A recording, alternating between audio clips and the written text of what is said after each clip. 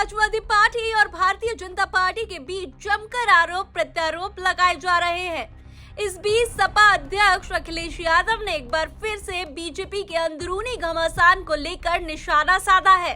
सपा अध्यक्ष ने सवाल किया, क्या जो अंदर खाने में खटपट चल रही थी वो खत्म हो गई है या फिर उस मामले को दबा दिया गया है।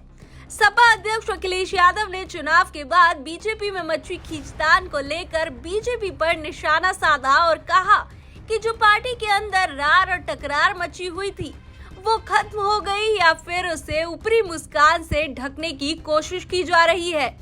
अखिलेश यादव ने सोशल मीडिया पर पोस्ट लिखी और कहा कि और आपसी खटपट का क्या, अंदरूनी बात दब गई या दबा दी गई, खत्म हुई रार टकरार या झूठी मुस्कानों से ढकी है दरार, कई है सवाल।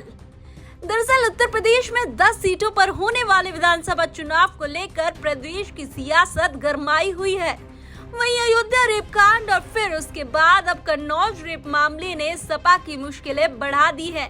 दोनों ही मामलों में मुख्य आरोपी का समाजवादी पार्टी से कनेक्शन सामने आया है, जिसके बाद बीजेपी सपा पर हमलावर है और जमकर निशाना साध रही है। बीजेपी इन मुद्दों को लेकर सपा नेताओं पर गुंडई करने का आरोप लगाकर घेर रही है।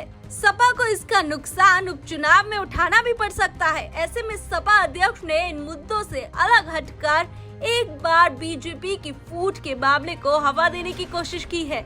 बता दें कि चुनाव के बाद से यूपी बीजेपी में जबरदस्त सिरफटोबल देखने को मिला था। सीएम योगी और डिप्टी सीएम केशव प्रसाद मौर्य खुलकर आमने सामने दिखाई दे रहे थे। मामला इतना बढ़ गया था कि केंद्र नेतृत्व को पूरे विवाद में दखल देना पड़ा, जिसके बाद कहीं जाकर ये मामला शांत हो पाया।